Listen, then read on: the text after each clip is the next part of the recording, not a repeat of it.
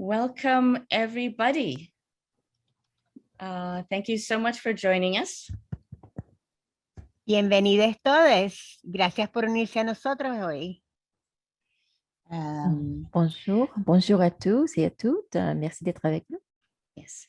So welcome to Pesticide Action Network International's webinar, Agroecology, Policy Pathways to Pesticide-Free Futures.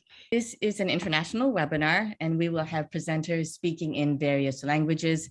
We will provide interpretation in English, French, and Spanish. And meanwhile, as many of you have been doing, feel free to introduce yourselves in the chat column. We've had 700 people register for the webinar. So this is really a great opportunity to share comments and experiences and resources with each other. All right, well, with that, let's get started. All right, very good. So to introduce myself first, I am Marcia Ishii. I'm your moderator today. I am a senior scientist at Pesticide Action Network, PAN, North America, and I coordinate the PAN International Agroecology Work Group. Many of our members are here today, and that work group has organized today's webinar. So PAN is a global network dedicated to the elimination of environmental and human health harms from pesticide use. We work to replace hazardous pesticides with ecological and socially just alternatives. And for us, agroecology really offers the most powerful and promising way forward. In the first webinar of PAN's agroecology series last October, we heard directly from farmers around the world who are practicing agroecology. They shared their reasons for leaving pesticide-dependent farming behind, their successes in transitioning to agroecology, and the many benefits they and their communities have experienced as a result. If you missed that webinar, a recording of it can be found on PANA's YouTube playlist. The link is on the screen, and we've provided subtitles in 3 languages. So today, we will hear from policymakers who are introducing and implementing innovative policy initiatives, legislation, and programs that seek to support what farmers are doing on the ground and to scale out the benefits of agroecology. These policymakers are active at local, at provincial or state levels, as well as at national and even regional levels. We have with us today, and you will meet them soon, 7 very inspirational panelists. We have Professor Lidia Garcia from Valencia, Spain. We have Senora Marta Isabel Ferreira from the province of Misiones in Argentina. We have Vijayji Kumar Talam from Andhra Pradesh in India. Dr. Cecilia Elizondo is joining us from Chiapas, Mexico. And we have Professor Samplice Davo Boduhe in Benin. As well, we have Mr. Ernest Obi, who is with the ECOWAS Commission, the Economic Community of West African States. He's based in Nigeria. And Ms. Ana Maria Suarez Franco with FIAN International, based in Geneva. I will give a little more background about each of our speakers as each one comes to the floor. So we will begin with Senora Lidia Garcia. Professor Garcia teaches in the Department of Economics and Social Sciences at the Polytechnic University of Valencia. She is a member of the coordination team of the Right to Food Observatory and an agri-food technician with the Valencia Center for Social Innovation in Spain. Lidia has more than 10 years of professional experience in international cooperation and research on food systems. She's worked with NGOs, with the Spanish Agency for International Development Cooperation, and the UN Food and Agriculture Organization. Today, Lidia will share policy lessons from her deep involvement in the participatory process that established Valencia's Municipal Food Council, as well as her city and region's initiatives in advancing an agroecological transition.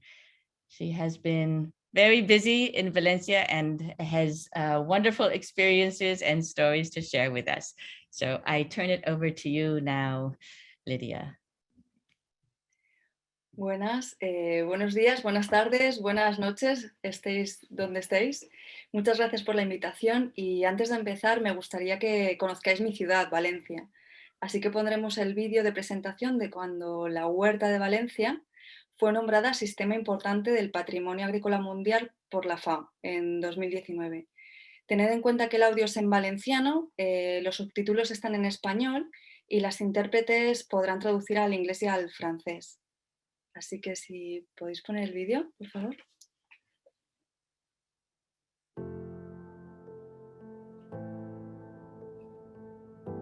Hi ha xicotets camins que partixen de la tradició més antiga. Altres camins que creuen les hortes més productives i riques del món. Camins que ens ajuden a preservar la nostra biodiversitat. O a lluitar contra el canvi climàtic en l'àrea metropolitana de València. Camins que ens porten als bons aliments, els de proximitat. Són camins que ens envolten i ens protegissen. Camins plens de vida, d'aigua. Les nostres sèquies. Un patrimoni territorial, agrícola i paisatgístic inigualable que a tots i totes ens pertoca conservar.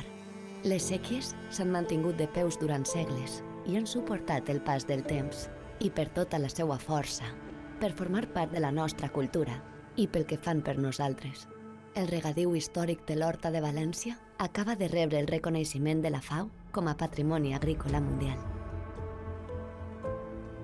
Una candidatura que ha presentat l'Ajuntament de València en col·laboració amb la Universitat Politècnica i altres institucions i que ha comptat amb el suport del Ministeri d'Agricultura, Pesca i Alimentació. Les sèquies ens mostren que la tradició pot conviure amb la innovació i, de fet, la necessita per a garantir la seva continuïtat.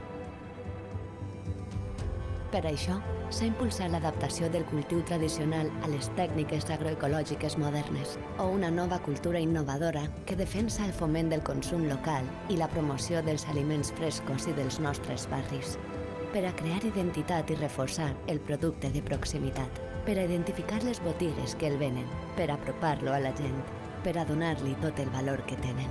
El nostre regadiu, l'albufera, l'horta, ja són patrimoni internacional, però les hem de cuidar com un bé preuat de la nostra terra i de la nostra història. Cuidem de les sèquies, estimem-les i cuidarem de nosaltres. Ens estimarem.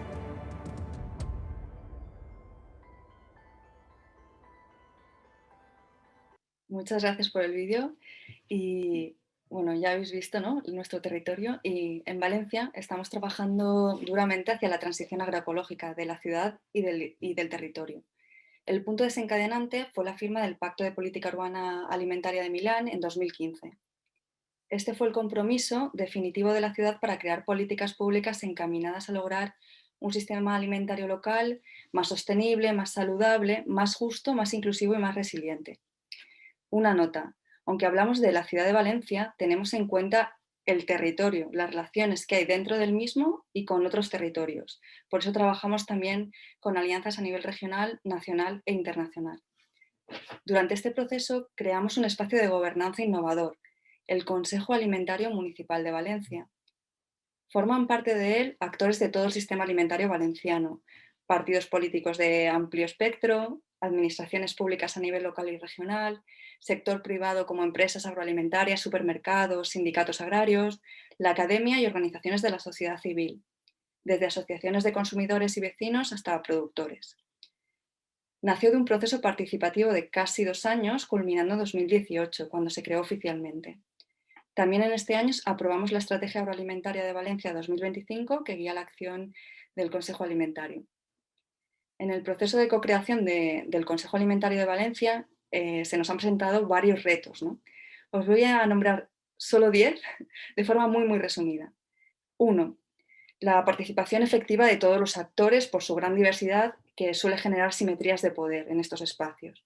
Los actores pueden tener diferente acceso a la información, a recursos económicos y humanos, a la experiencia en participación, y esto genera diferencias a la hora de participar. 2. Generar un espacio inclusivo, ya que existen necesidades según los actores. Por ejemplo, los agricultores no tienen el mismo tiempo disponible que los actores más urbanitas y son actores claves para el proceso. Tampoco están acostumbrados tanto a participar y los espacios elegidos para ello no suelen ser los más accesibles.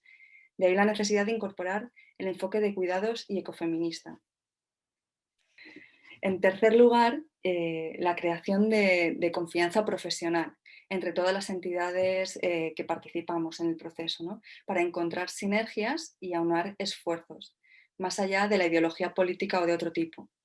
En estos espacios se viene a aportar y trabajar. El trabajo multiactor e intersectorial, liderado por el ayuntamiento, es fundamental. En cuarto lugar, es importante la comunicación interna y externa. Por un lado, se debe garantizar el acceso a todos los actores a la evolución del proceso, a información, a los medios. Y por otro lado, la ciudadanía en general debe conocer qué se está trabajando, de qué forma y qué se está consiguiendo. En quinto lugar, es necesario adecuar los procesos administrativos de las entidades con la planificación técnica y ciudadana. Suele haber un desajuste importante. 6. Desde la sociedad civil, seguir manteniendo cierta capacidad crítica frente a las acciones de la administración pública. En séptimo lugar, crear un lenguaje común, ¿no? Y ponerlo en el discurso público y político. Palabras como agroecología, soberanía alimentaria, derecho a la alimentación. 8. Coordinación de recursos humanos y económicos desde todas las entidades para fomentar alianzas público-sociales y público-privadas. 9. La importancia de celebrar los pequeños logros del proceso. Y 10. Tener en cuenta que es un proceso, un viaje colectivo, y así debemos entenderlo. Os comentaría 4 ejemplos muy prácticos. Trabajamos, por ejemplo, en comedores escolares para fomentar una compra pública alimentaria más responsable. Acabamos de inaugurar la Ecotira, que es un mercado mayorista de productores agroecológicos y locales.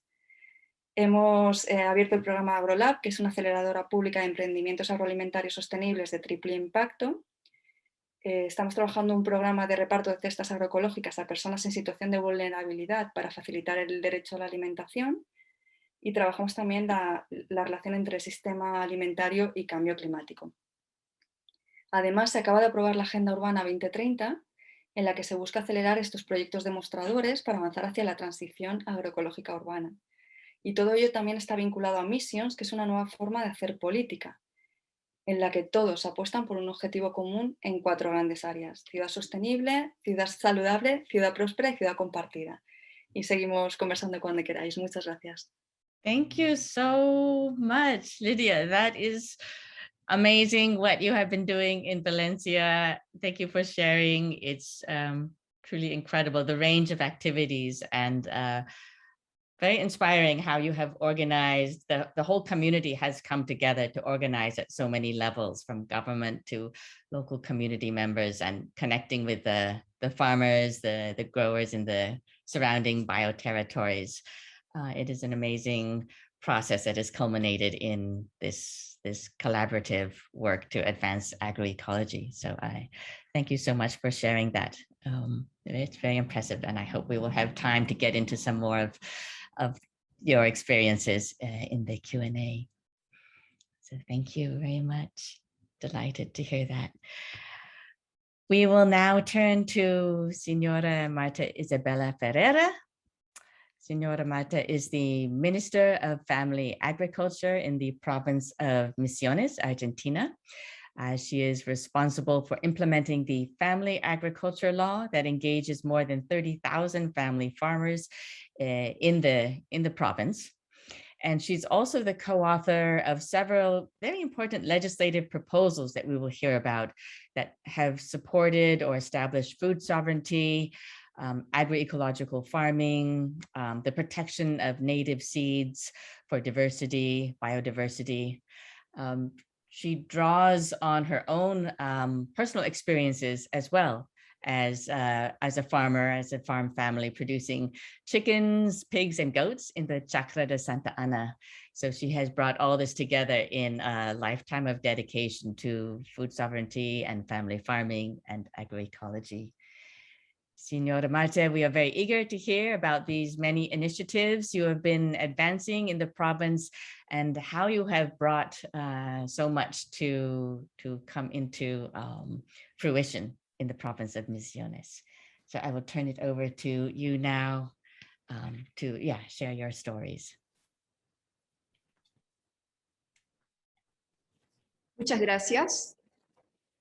Yo quiero compartir con todos ustedes las experiencias de mi provincia, Misiones, decirles que somos 1.300.000 habitantes, somos la segunda provincia más pequeña de Argentina, tenemos el 52% de la biodiversidad del país, es decir, que Argentina respira gracias a los pulmones verdes que tenemos en Misiones. También tenemos a la mayor cantidad de población joven de Argentina y lo que es más importante para la temática que abordamos, tenemos a la mayor cantidad de agricultores familiares del país. Hoy, en nuestra provincia, como se mencionaba, tenemos alrededor de 30.000 familias de agricultores familiares. Por lo tanto, tenemos como objetivo de provincia lograr la soberanía alimentaria con sostenibilidad ambiental. El 52% de la biodiversidad que se encuentra aquí es una gran responsabilidad de cuidarla y de producir, por lo tanto, de manera responsable para cuidar de esta biodiversidad y para que podamos mantener este pulmón. Ahora, este objetivo no ha sido siempre. Desde el año 2003, especialmente, con el cambio de gobierno, con el cambio de la política en la provincia, se comenzó a generar muchas propuestas legislativas. Y lo que provocó este cambio en mi provincia fue una experiencia pequeña nacida en el año 1995. 6 familias de agricultores familiares comenzaron una experiencia inédita que fue la comercialización de todo lo producido en el campo de manera directa, sin intermediarios. ¿Por qué sucedió esto? Porque en la década del 90, la crisis que atravesamos como sociedad, como mundo, también nos afectó y los productos tradicionales como la yerba mate, el té y el tabaco atravesaron crisis profunda en términos de valor de producto. Esto hizo que muchos agricultores comenzaran a buscar alternativas. La experiencia de 1995, que se conoce como ferias francas, es la experiencia de agricultores familiares pequeños, en pequeñas superficies, que producen alimentos y lo comercializan de manera directa en todos los pueblos de mi provincia. La experiencia de 1995 fue clave para visibilizar a los agricultores familiares y para que el gobierno de entonces, y especialmente del año 2003 hacia adelante, hacia la fecha, pudiesen ir generando políticas públicas para el sector. Como podrán ver en el gráfico, desde el año 2004, 2010, 2011 y casi cada año de manera consecutiva, el Parlamento misionero fue generando legislaciones, políticas públicas para el sector de los agricultores familiares de mi provincia. Todas las legislaciones tienen un enfoque agroecológico. Al principio se hablaba de producción natural, producción agroecológica, a partir de la sanción de la Ley de Fomento a la Producción Agroecológica en el año 2014. La Ley de Fomento a la Producción Agroecológica tiene como centro y como corazón la certificación participativa, lo que se conoce en otros países como los SPG. Estamos trabajando en la certificación de campos con producción agroecológica.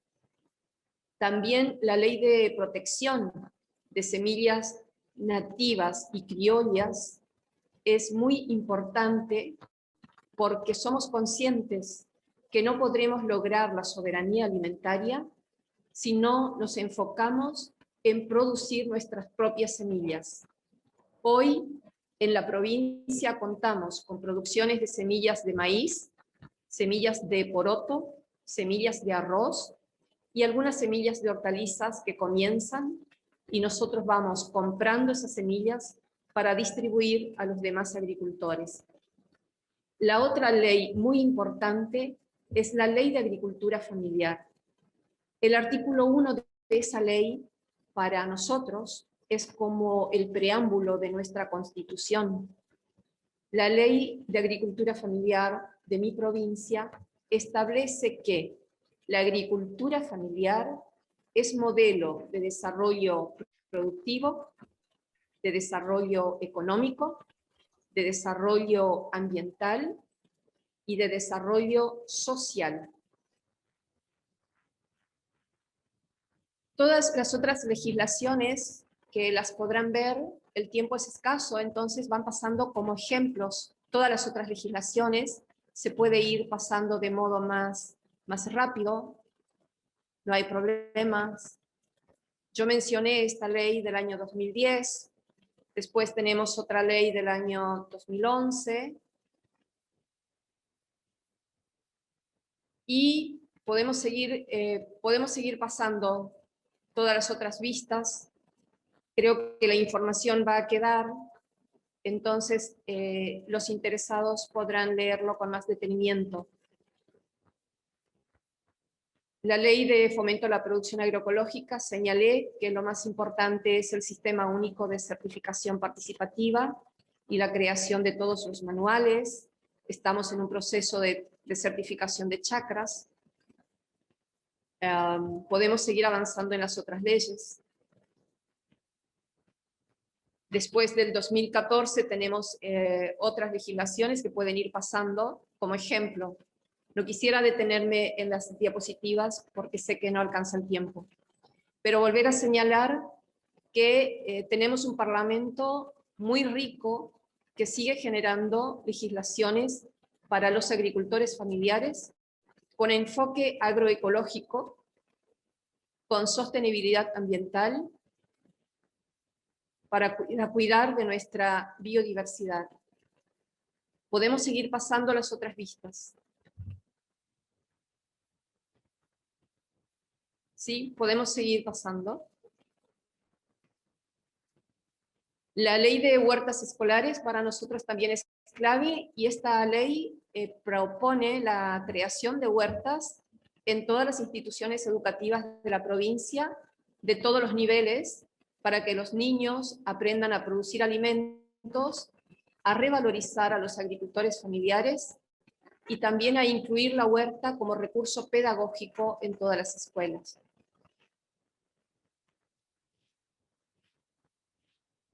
¿Podemos pasar otras? El programa de soberanía alimentaria provincial, además del concepto de soberanía alimentaria y de lo que se puede leer en la vista, también propone la creación de un trayecto formativo para crear jóvenes que se transformen en facilitadores territoriales de la soberanía alimentaria. Ese trayecto formativo comenzó este año, así que estamos en pleno proceso de formación de jóvenes que van a ser facilitadores territoriales de la soberanía alimentaria, es decir, van a promover la soberanía en todos los municipios de nuestra provincia. La próxima puede ser.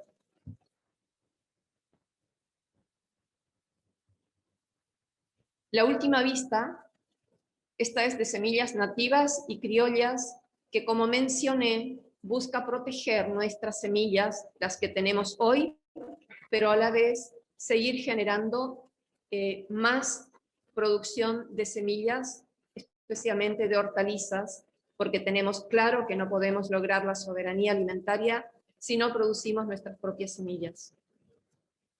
La siguiente. Salas de faena artesanal para agricultores familiares es también proponer un salto de calidad para estos agricultores para que puedan faenar sus animales menores con condiciones de inocuidad. La próxima puede ser. La ley de protección de semillas nativas y criollas, bueno, estuve mencionando hace un rato. Esta ley, además de buscar la protección de las semillas que tenemos, instituye al día 26 de julio como el Día Provincial de Semillas Nativas y Criollas. La última, esta ley sancionada este año promueve la agricultura urbana en los centros más poblados de mi provincia. En síntesis, he querido compartir con ustedes las ricas legislaciones que tiene mi provincia dirigido a los agricultores familiares, que como señalé, es la mayor cantidad que nuestra provincia contiene comparado con el resto de las provincias de Argentina. Hasta aquí, pues, mi experiencia para compartir con todos qué es lo que venimos haciendo en materia de soberanía alimentaria. Thank you so much for sharing the incredible amount of work you have been doing in Misiones. It is very impressive, very integrated across so many different aspects of life. And I think that is why the province is having so much success with this transition. We've dropped some resources into the chat so people can learn more about the work that you are doing. But thank you very, very much, Senora Marta. So we will move now along to Vijayji, Vijay Kumar Talam. We are delighted to have Vijayji with us today. Vijayji is currently advisor to the government of Andhra Pradesh and has played a lead role in expanding community-based natural farming in the province. I spent over 40 years in public service in India with numerous roles as Joint Secretary in the Ministry of Rural Development, Director of the National Rural Livelihoods Mission, as well as Special Chief Secretary with the Andhra Pradesh Department of Agriculture and Cooperation. So Vijayji, we look forward to hearing your reflections on the kinds of policy measures and the institutional supports and structures you have developed that have been so influential in the transition of hundreds of thousands of farmers from conventional chemical agriculture to the healthy, natural, ecological farming that is being practiced in Andhra Pradesh today. Please go ahead. Thank you, Marsha. I'll share my slides. I hope this is visible. Yes, Yes. it is. Oh, thank you. Yes, I'm from Andhra Pradesh, India. Our state is in the southern part. We have a very long coastline, so very frequent cyclones, so 1,000 kilometers of coastline. We also have a semi-arid to arid areas in the southern part of the state. So we have both the floods and droughts happening at the same time. Our state has a population of 54 million, and the farmers and farm workers are around 8 million. 30% of them are landless farm workers. So we believe that we must care for the landless farm workers. So our strategies are also for them. And our vision is that by 2031, we should transform all 8 million farmers and farm workers to agroecology, or what we call as natural farming. And today, in 2020-21, we have enrolled around 750,000 farmers and farm workers, of which 25% have completely got rid of chemicals. Rest are, transitioning. And this is funded by the government. We have a commitment of around $250 million up to 2024. We're also supported by a philanthropy to a tune of $16 million. So as you can see, the scaling up is happening essentially because of farmers' own satisfaction with this transition. So there are no incentives to farmers to change over. There are no economic incentives. It is through persuasion that they are changing over. The average holding is 10 hectares. So that means, we have to deal with very large number of farmers. But just a couple of minutes on what is natural farming. It is basically to trigger, improve soil biology so that the soil is healthy, then the plants are healthy, and then you'll have healthy animals and healthy human beings. And everything depends on how you make the soil. So we have some universal principles which essentially say that you should cover the soil with diverse crops and have it covered throughout the year, 365 days. And where it's not possible, cover it with crop residue, cover it with mulch, and minimal disturbance of soils.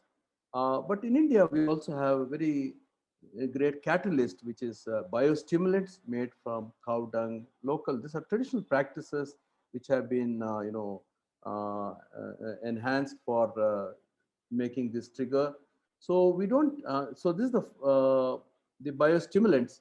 So the seeds are coated with biostimulants.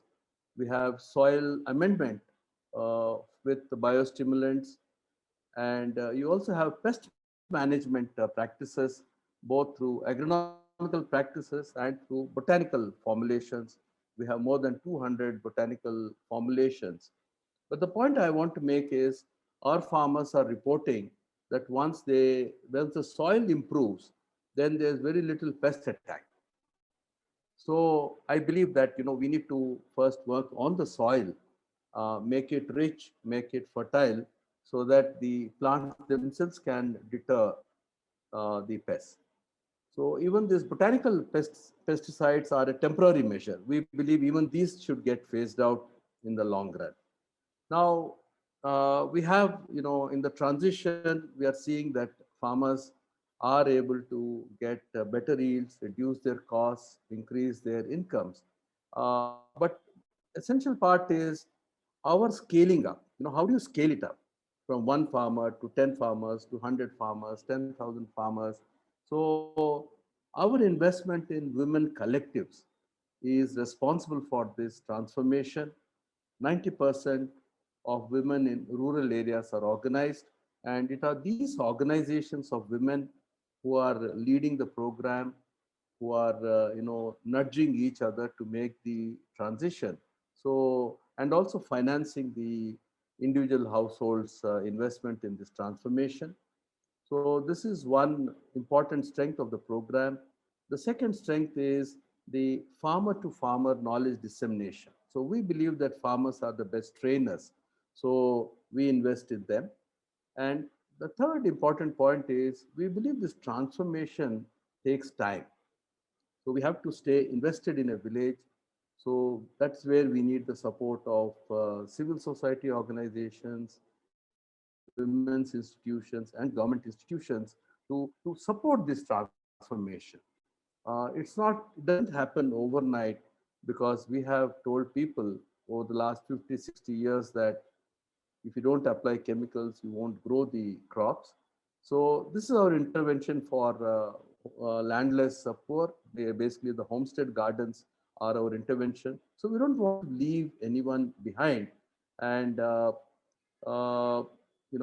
because of the paucity of time, I'll conclude here. But essentially, farmers themselves realize these benefits and are willing to make the transformation. It is our job to support the transformation, and social capital plays a very important role, and government policies to facilitate this are equally important. But government policies alone cannot bring it without people's support. So thank you very much, and it was great listening to the other panelists and their experiences. Thank you very much, Marcia, for this opportunity. Thank you so much, Vijayji, for sharing this this just impressive work, and I really appreciate your emphasizing the work you've been doing to really emphasize women's organizations and women's leadership in this process, as well as taking the time to work to really focus on the communities and have the communities at the core. I think that is what has been so successful in Andhra Pradesh, that we have been watching from around the world and seeing this amazing movement really growing across the province, and hopefully across India as well soon. So thank you very much for sharing your experiences. All right, we will move now to Cecilia Elizondo from Mexico. So Dr. Elizondo is an academic staff with the Agroecology group of Ecosur, that's El Colegio de la Frontera Sur. She was formerly Chief of Cabinet of the Ministry of Environment and Natural Resources in Mexico, and also Secretary of the Intersectoral Group for Health, Food, Environment, and Competitiveness. I think we'll hear about many of the integrated, interdepartmental, interministerial processes that are happening in Mexico now. Cecilia herself has been working for over 30 years in environmental management in her homeland of Argentina, as well as in Mexico, and she has a PhD in sciences, landscape heritage conservation. We are delighted to have you here today, Cecilia, and look forward to hearing more about Mexico's path of transition as you move towards facilitating a countrywide holistic transformation to agroecology. So the floor is now yours. And please Hola, remember, make the sign to advance the slides. We will do that for you. Muy buen día. Bueno, muy buen día. Sí, aquí tratando de contarles a ustedes esta experiencia que se está viviendo en el Gobierno de México. Felicito a las experiencias anteriores, es maravilloso y demuestra lo importante que es el trabajo intersectorial y la inclusión de las organizaciones sociales, de las comunidades locales para poder avanzar en la transición del sistema alimentario, no solo en cada uno de nuestros países y en cada una de nuestras regiones, sino también a nivel mundial. Estos antecedentes que yo voy a darles es desde el inicio de esta nueva administración con el presidente Andrés Manuel López Obrador, se inició esta transformación del sistema agroalimentario y la conformación de este grupo justamente intersecretarial de salud, alimentación, medio ambiente y competitividad. Lo forman todas estas dependencias, son 11, pero a la vez estas 11 están, tienen otros sectores dentro de sus mismas secretarías. Entonces es el inicio de implementar una política pública para transformar este sistema, porque como todos sabemos hemos tenido un quebrantamiento del sistema alimentario, no solo en México, sino a nivel mundial, por estas prácticas agrícolas que han generado costos ambientales, afectando los agroecosistemas que sostienen nuestro sistema alimentario. Además, tenemos una epidemia de malnutrición. En esto es, además de desnutrición, tenemos sobrepeso y obesidad. Y si esto no se trabaja de manera conjunta, no lo podemos resolver. Entonces, no es solo alimentos sanos a través de la eliminación gradual de agroquímicos, sino también un sistema que intenta una política más amplia. Es este quebrantamiento del sistema, políticas agrícolas de comercialización, distribución y abasto que se han impulsado hasta ahora, fomentaron dependencia alimentaria, la crisis sanitaria por estas formas de malnutrición. Y entonces este gobierno lo que intentó es relacionar para cada uno de esos problemas, establecer un objetivo. Uno de producción sustentable, fomento a la agroecología, prácticas cooperativas, semillas locales y bioinsumos, muy similar a lo que estuvimos viendo en cada una de las presentaciones anteriores. Es que el mundo debe ir hacia allí. En segundo plano tenemos todo el procesamiento, la distribución, alimentos sanos como prioridad, productores a pequeña escala, y después tenemos que contribuir a la reducción de esa malnutrición que tenemos, y debemos dar un acceso económico. O sea, todo esto que generemos debe ser asequible. Estas dietas saludables y sustentables deben ser asequibles.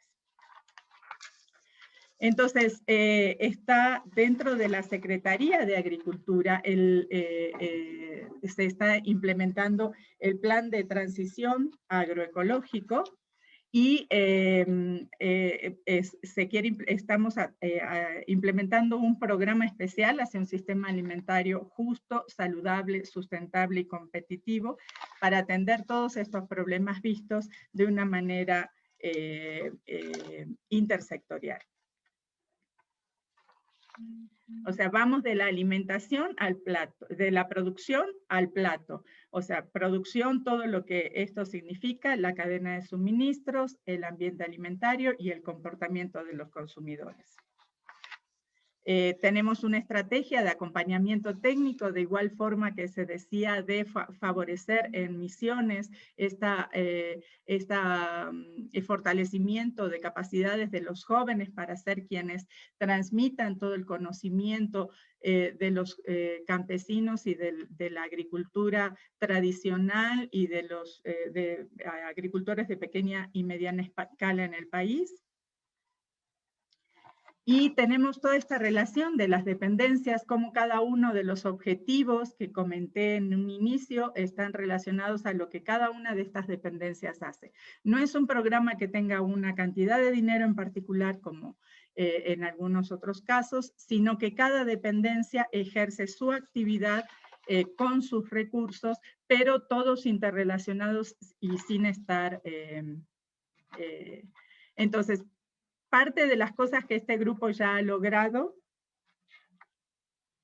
es la aprobación de la ley de fomento y protección al maíz nativo, que es un poco la protección a las semillas, como veíamos en Misiones, nada más que esto se ha hecho a nivel federal. La logramos tener en abril del 2020. La segunda es esta, que es fundamental y es un ejemplo de México para el mundo. Sí se ha establecido un decreto presidencial, o sea, desde el más alto nivel del gobierno federal, desde nuestro presidente, prohibición gradual del glifosato para su eliminación total al 2024. Y además la prohibición del ingreso de maíz transgénico. Este es un paso gigante que está dando el país hacia la transformación real de este sistema. La próxima. Más logros de GISAMAC. Todo este sistema alimentario tiene el etiquetado frontal, una campaña presidencial de alimentación saludable, guías alimentarias que ayudan a nivel local y regional la forma en que la gente debe alimentarse, y además estas guías nuevas están mostrando la huella ecológica de algunos de sus alimentos. También hicimos un documento con OPS, OMS y UNESCO para la alimentación saludable. Tenemos una asignatura para todos los niveles en con la Secretaría de Educación y el Instituto Nacional de Salud Pública para generar desde los niños ese cambio. Hicimos un curso para servidores públicos, que son más de 2.600, y en cadena se llega a más de 250.000 servidores públicos que están en todo el territorio, llegando a las comunidades más alejadas con esta misma información. Hicimos una guía de acción para los centros de trabajo, trabajamos junto con la Secretaría del Trabajo para los jornaleros agrícolas, el programa Sembrando Vida, que se tiene planteado sembrar más de 1 millón de árboles, y además Producción para el Bienestar, que es este programa de la Secretaría de Agricultura que les comentaba. Como ven, es un paquete integral de acciones. Por un lado, es el sistema alimentario y atender todo lo que significa, es el sistema escolar, es el sistema de salud, es el entorno alimentario, o sea, a través de este etiquetado frontal que es maravilloso, estas That is bebidas, amazing, Señora Cecilia. es integral. Si no lo hacemos de manera integral, no lo podemos lograr entre todos. O sea, no se puede lograr el cambio si no es con el trabajo conjunto. Gracias. Thank you. Thank you so much. That is such a forward-looking visionary approach, a courageous approach that Mexico has embarked on, and really profound to integrate in so many ways to bring the whole country towards what will be quite a fundamental transformation. So thank you for sharing all those works. We will turn now to my colleague, Samplice Davo Boduhe. Professor Boduhe teaches at the University of Abomi-Calavi in Benin, and he coordinates the Benin Organization for the Promotion of Organic Agriculture, OBEPAP.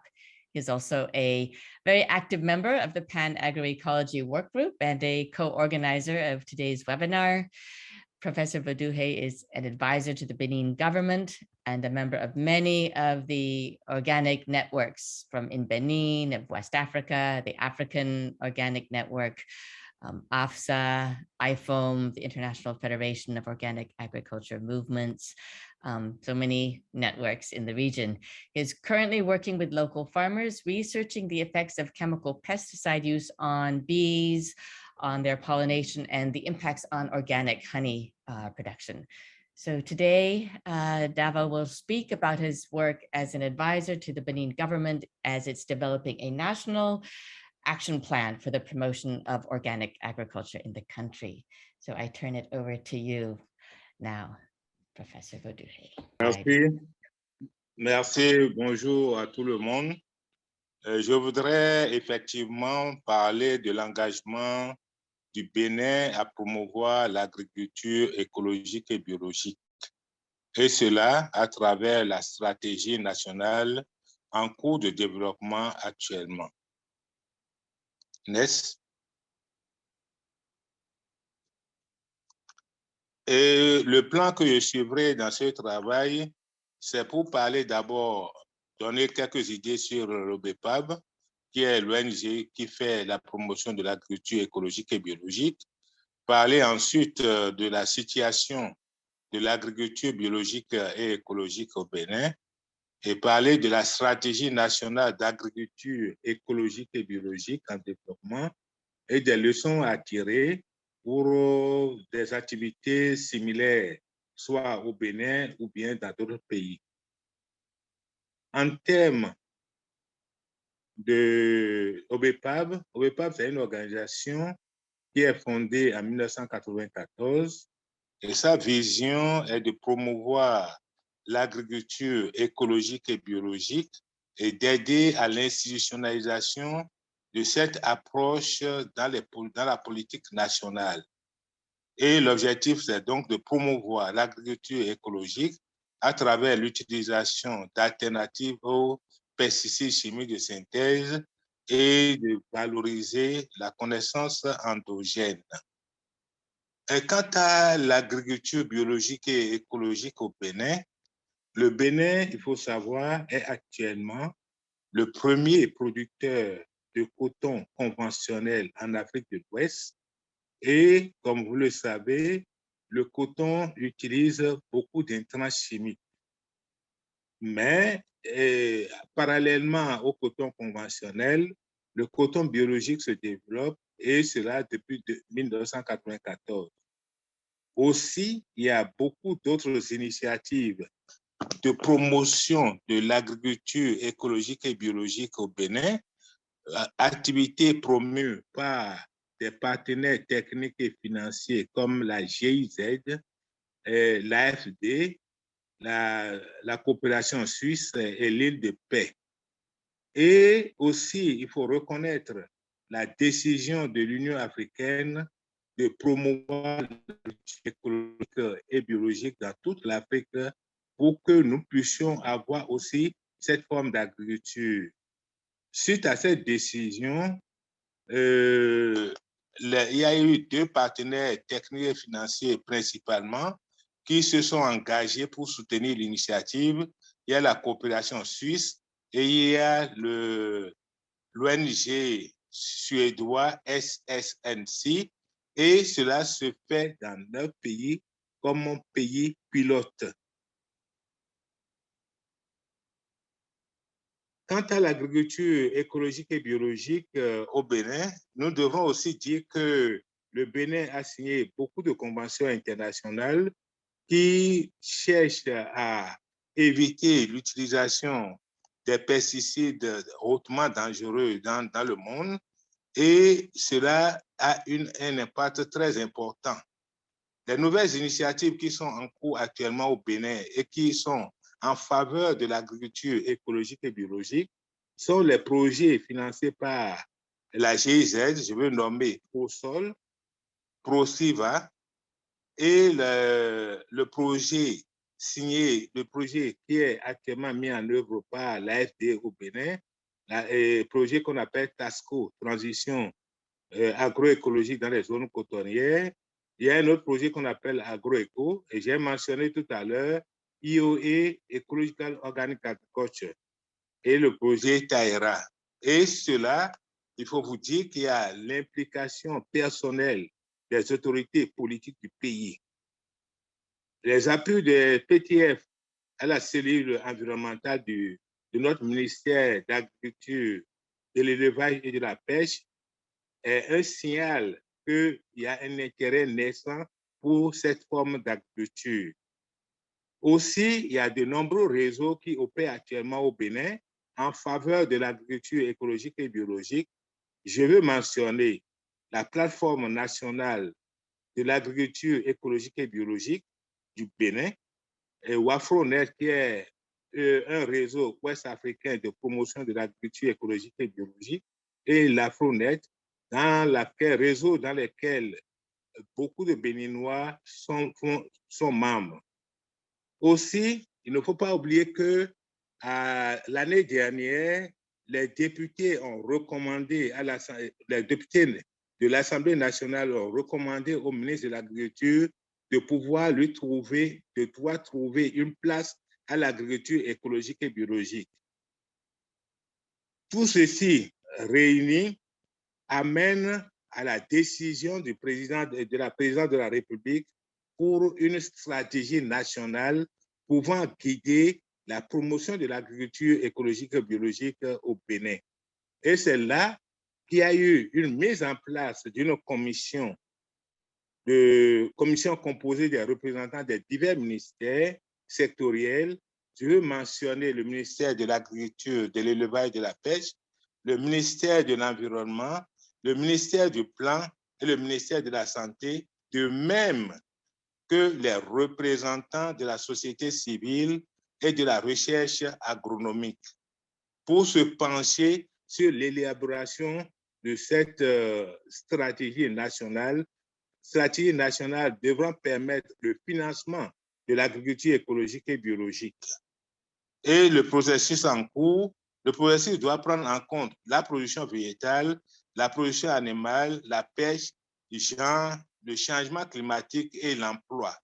Et nous sommes pratiquement vers la fin pour aller vers la prévalidation et la validation de cette stratégie. Je vais maintenant parler de quelques leçons à tirer, parce que ça n'a pas été du jour au lendemain que la décision a été prise. Je suis sur le dernier diapo. Encore, please. Next slide. OK. Donc, nous sommes... Non. One before that. Les leçons à tirer nous amènent à montrer qu'il y a eu la volonté politique avec une forte implication des autorités politiques au plus haut niveau, pour ne pas mentionner le chef d'État lui-même. Et aussi, nous avons des résultats probants de l'agriculture écologique et biologique dans le pays, ce qui est convaincant, et il y a un marché, ce qui a convaincu encore plus ceux qui sont dans la politique. Et aussi, il y a beaucoup de partenaires techniques et financiers qui font actuellement la promotion d'agriculture écologique et biologique au Bénin. Et en dernier lieu, ça semble être très simple, il y a les plaidoyers formels et les plaidoyers informels qui ont beaucoup contribué à ce que nous arrivons à là où nous sommes actuellement pour doter le pays d'une stratégie nationale pour la promotion de l'agriculture écologique et biologique. Voilà les quelques points que j'aimerais partager avec vous et je serai très content des questions que vous allez poser. Merci.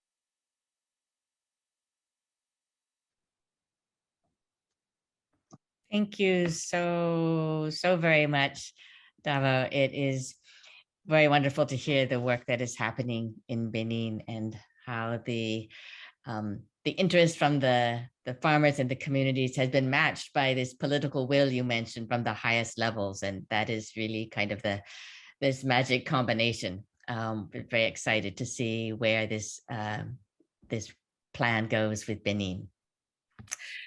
So thank you again. Now we will move, stepping back to the West Africa region. We will hear from Mr. Ernest Obi. And Mr. Obi is head of the Agriculture Division of the ECOWAS Commission. That's the Economic Community of West African States. And this is really one of the first region-wide commitments and dedication to ecological organic farming that we have been seeing. So Mr. Obi is also responsible for food and nutrition security programs, has been doing so for over 13 years, and he is chair of this regional ecological organic agriculture initiative for West Africa. He's had vast experience in development work from the UN, the International Labour Organization, and a number of NGOs as well. And we're delighted to have you with us today to hear about the regional platform that you are working with 15 West African countries to coordinate these transitions. Thank you, and over to you, Mr. Okay, thank you very much, Marcia. Can we go to the next slide? Basically, this is the table of content. I'll talk about policies, the importance of agroecology, some of the relevant priorities and policies, then the challenges and the vision for the future. Next slide. Now, in terms of ecological agriculture development, it is anchored on the ECOWAS agriculture policy, which we call ECOWAP, which extends to 2025. It started in 2005 to 2015, so we're in the second phase. We are seeing EOA development from an integrated approach for the transformation of agriculture in West Africa. We also want to increase agricultural productivity and production, increase incomes and livelihoods. We want to promote an intensification of production systems without the use of inorganic chemicals that are adapted to different agroecological contexts. Now, what's the inspiration for West Africa adopting ecological agriculture? One, it is part and parcel of our commitment to the global development, the sustainable development goals of the United Nations. In the African continent also, we have our own agenda 2063. And out of this agenda, we have what we call the Malabo Declaration, which seeks to promote agriculture transformation in the continent. Also, we have the ECOWAS agriculture policy, which is called ECOWAP. This is our own regional policy on agriculture. And also, the inspiration is also based on the fact that we want to respond to some of the emerging issues in West African agriculture, such as climate change and vulnerability from the national to the continental level. And the most important one is that we also want to explore the huge economic potential in ecological agriculture in the world. We have been lagging behind and we want to do a lot of catching up. Next slide. Now, agroecology is very important for our region, and it's very important. It has a lot of benefits, and we see it from a number of perspectives. The first one is the issue of promoting food and nutrition security from the household to the regional levels, improving on food quality and safety. We also want to address, through agroecology, a number of health and lifestyle challenges that we are experiencing in the region, and it's on the increase. Issues of diabetes, aflatoxin-related illnesses such as stunting.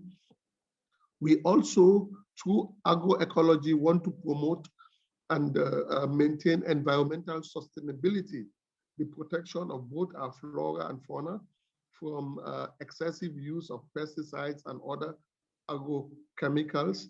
We want to protect our biodiversity, which is disappearing very fast. And most importantly, too, we want to protect our water resources, both surface and groundwater resources.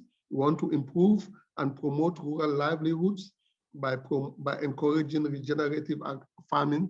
And we want to address some of the critical issues related to climate change and climate change variability. Next slide. Now, what are some of the relevant policies and interventions? I call it the regional priorities. At the ECOWAS Commission level, we have a project called Project for the Diffusion of Best Practices for Intensification and Sustainable Agriculture, which is basically an agroecological project. And this is covering all the 15 countries. We also have an ecological organic agriculture initiative, which is spearheaded by African Union Commission and supported by ECOWAS. We have the Ecological Organic Agriculture Knowledge Hub, which is promoted by GIS and supported by the ECOWAS member states. And we have different interventions, which Professor Simplis talked about, WAFRONET, AFRONET, IFOM, and we have bilateral partners such as the Swiss Development Corporation, all of them implementing different programs and projects on ecological agriculture in the region. Next slide. Now, in terms of the challenges in managing and coordinating a regional, various regional initiatives, one key challenge is financing of basic ecological agriculture infrastructure. This is very, very critical. The institutions that are around don't have all the necessary infrastructure in terms of laboratories, equipment, etc. There is also the problem of lack of appropriate policies and regulations. Most of the agricultural policies and regulations are geared towards conventional agriculture, the use of excessive agrochemicals. Then we also have a challenge of lack of awareness about the opportunities and benefits of ecological agriculture. This is across the board from policymakers right down. The issues of human capacity development is also very critical. Ecological agriculture has its own standards different from conventional agriculture. This is also lacking. And also we have the issue of the private sector not actively engaged in ecological agriculture promotion. And also we have to face a very strong agricultural lobby because they believe in conventional agriculture and it's business for them. So you would always have that type of opposition. Next slide. Now, what's the vision for the future? In moving forward, the ECOWAS Commission believes that we need to increase the level of awareness about the nutritional health, economic and environmental benefits in the ECOWAS region. And this would involve the politicians, the decision makers, the policy makers, right down to the citizens of our region. We also need to have relevant regulatory framework for EOA development in the member states and regionally, because these frameworks are lacking and it will not enable us to move fast. We need to increase production levels for EOA products and create niche markets, even within the countries, not just for foreign and international markets. We need to build capacity on ecological agriculture across the value chain. And we are looking forward to having a healthy and well-fed population that will live in prosperity and peace as a result of the adoption of ecological agriculture on a wide and massive scale in West Africa. On that note, I want to thank you for giving ECOWAS Commission the floor to share some of its ideas on coordinating the various initiatives at the regional level. Thank you very much. Thank you indeed, Ernest. Thank you so much for sharing that. What you're doing in West Africa and ECOWAS is really an inspiration for all of us at the national level and in our own regions to see what can be done when you actually coordinate and bring resources and this thinking and vision together for a region-wide transformation. So thank you so much for sharing these stories. Our final speaker is Ana Maria Suarez Franco. My friend and colleague, Ana is the permanent representative of FIAN International and the accountability coordinator based in Geneva, Switzerland. She is a lawyer from Colombia with a PhD and master's degree from Germany and speaks too many languages. Ana has been defending the right to food worldwide for 20 years through her active participation as an expert in the negotiation of the UN Declaration on the Rights of Peasants and Other People working in rural areas, UNDROP, as well as she's been working on treaties to hold transnational corporations accountable through the UN Human Rights Council. And we've just heard from several of our previous speakers that these are one of the obstacles that countries are facing in the transition. So we are delighted to have Ana Maria as our final panelist, and she will present key policy elements within a human rights framework to support this transition going forward. Over to you, Ana. Thank you very much, Marcia. And also thank you to all those presenting. It's really so enriching.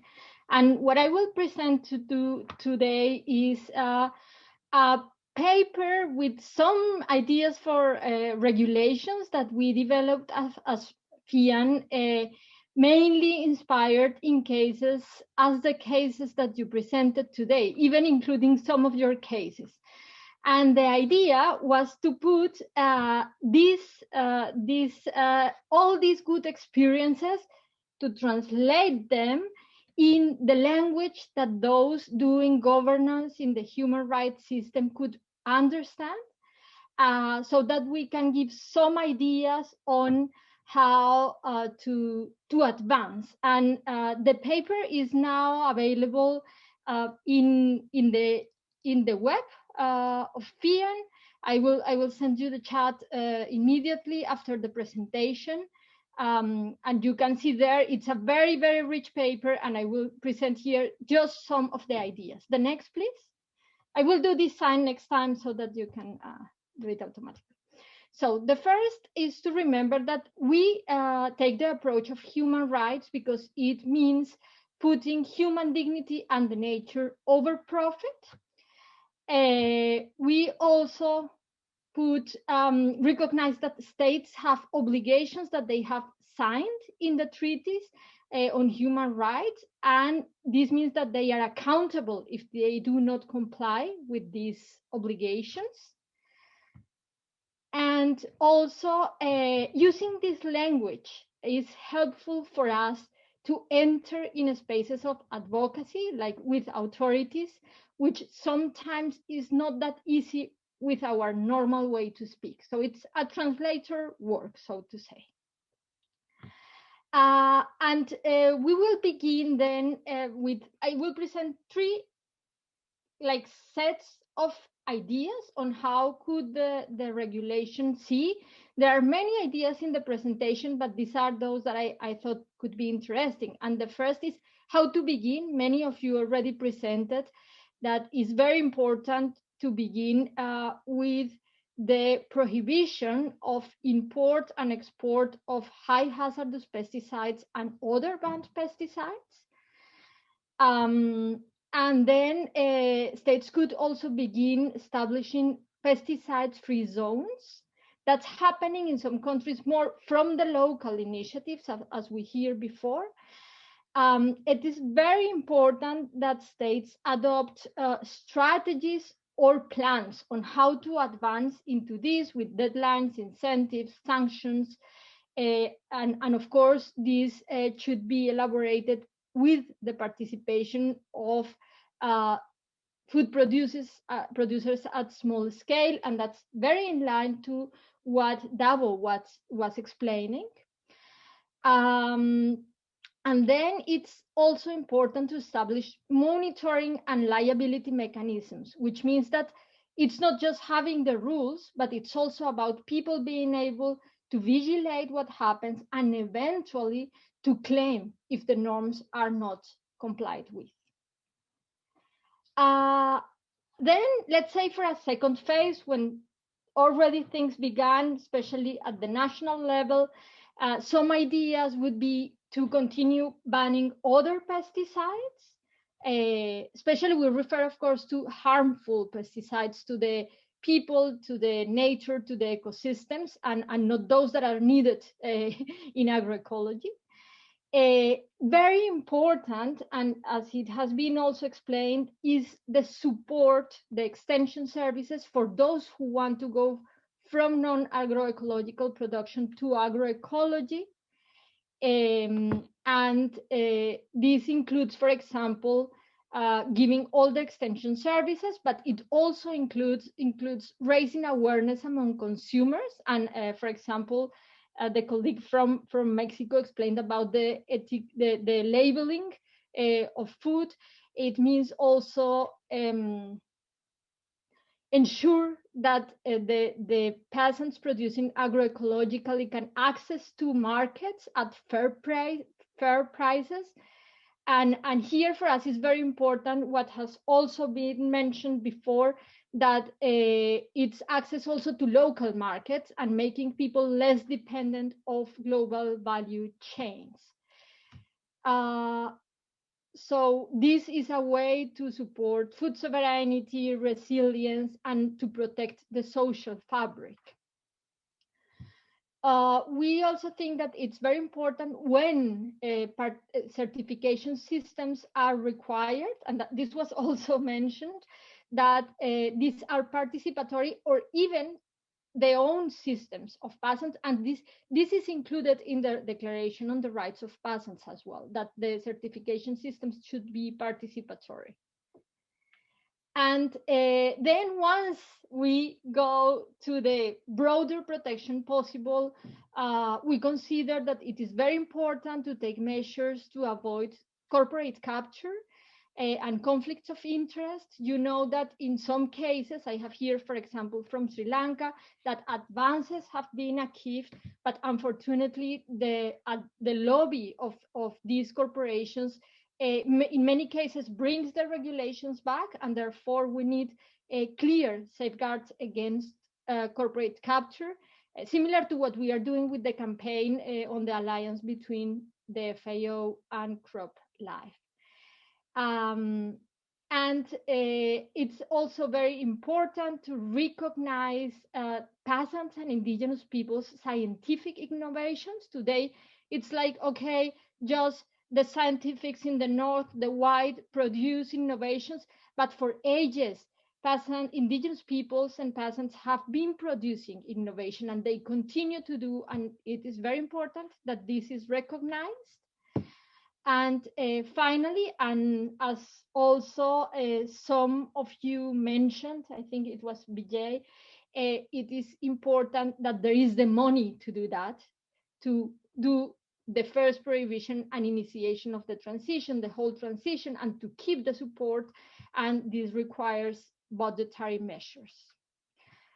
With these ideas, I invite you to look both into the longer paper. It's quite long, 10 pages, I think, in English, and the study with the experiences. And of course, we are also very happy to hear any comment, critique, idea on how to improve. This is a living document, and the idea is that we build together the future that we and our families and communities deserve, which is a pesticides-free environment and food systems. Thank you very much. That was amazing, Ana Maria. Thank you so much for really laying out so clearly this path and the key elements, what needs to be done, both in taking bold measures to start phasing out and banning the most highly hazardous pesticides.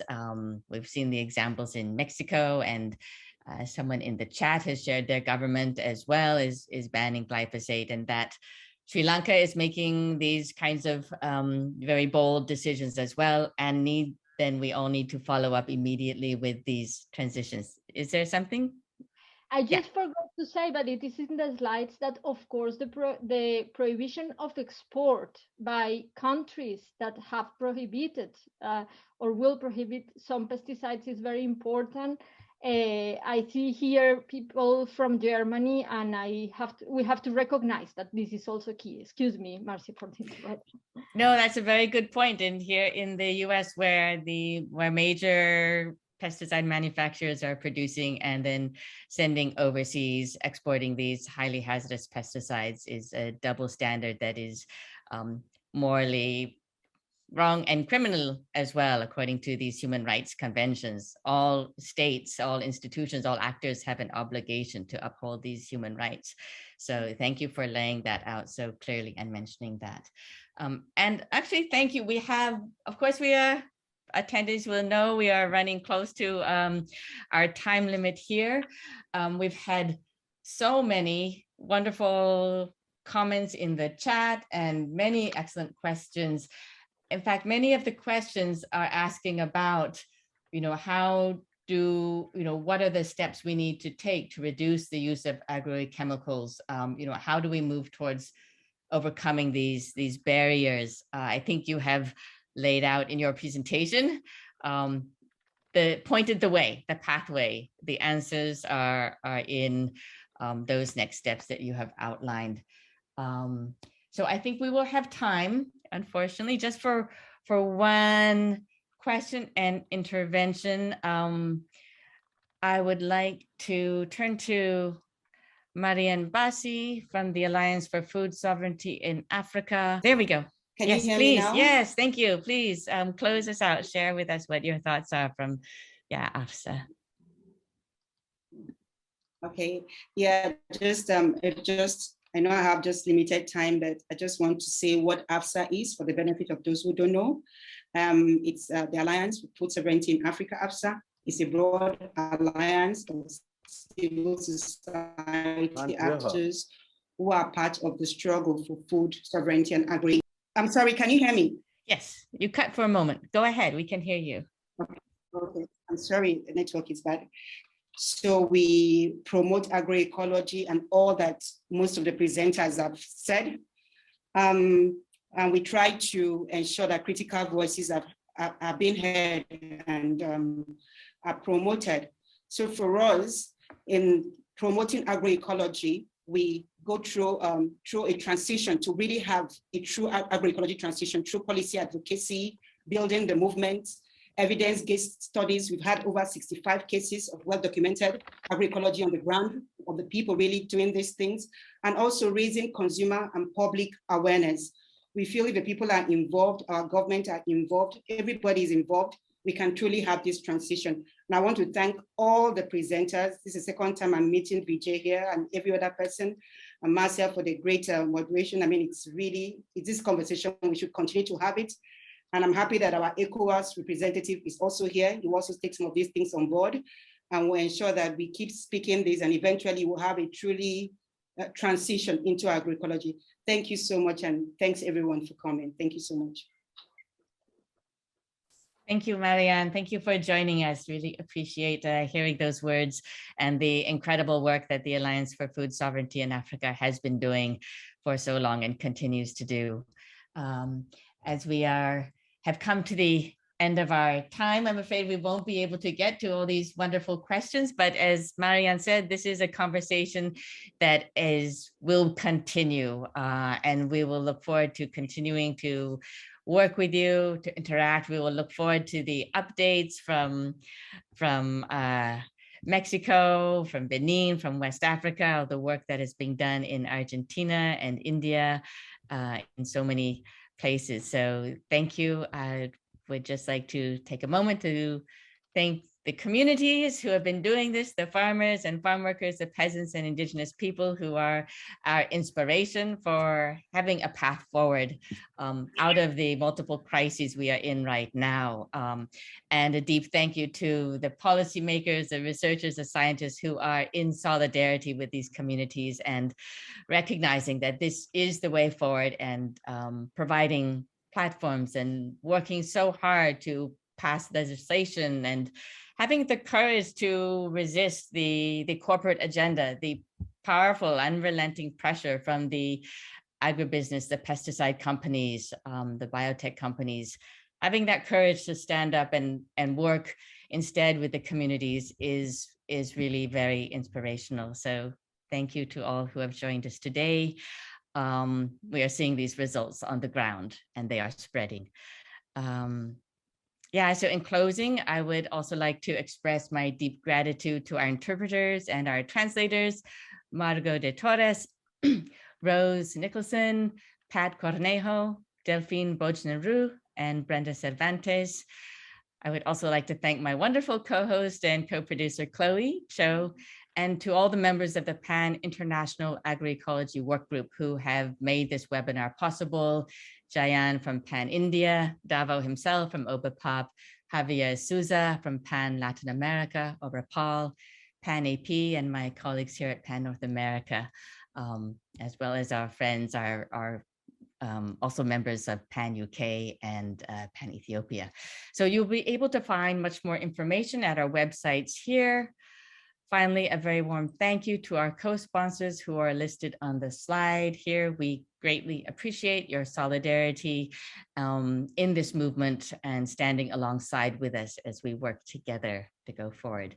So before we close, I would like to invite all of our panelists, interpreters, and co-organizers of the webinar to turn on your cameras if you would like, so that we can see you. Our attendees can all see all who have played such a key role in putting this together. If attendees turn on to gallery, then I think we can turn off the slides and you may be able to see, yes, our wonderful members.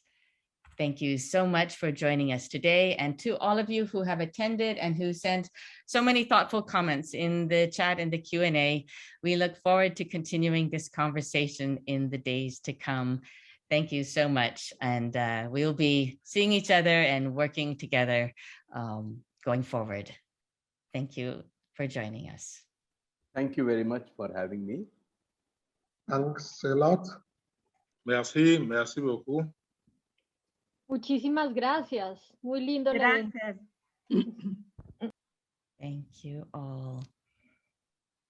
And if any of our panelists, as we are closing out, have a last word of encouragement or inspiration for our attendees, what you would like them to do, please feel free to hop on, share your final words.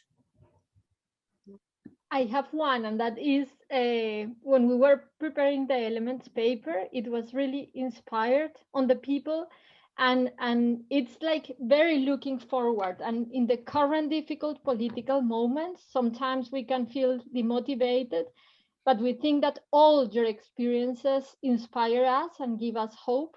And even if the paper might be impossible for some organizations that are not too close to the grassroots, we think that it's important to keep proposing and keep looking forward, because at some point our changes will be achieved. So thank you very much to everyone for all the work you are doing where we need the work to be done. Thank you, Ana. Thank you so much.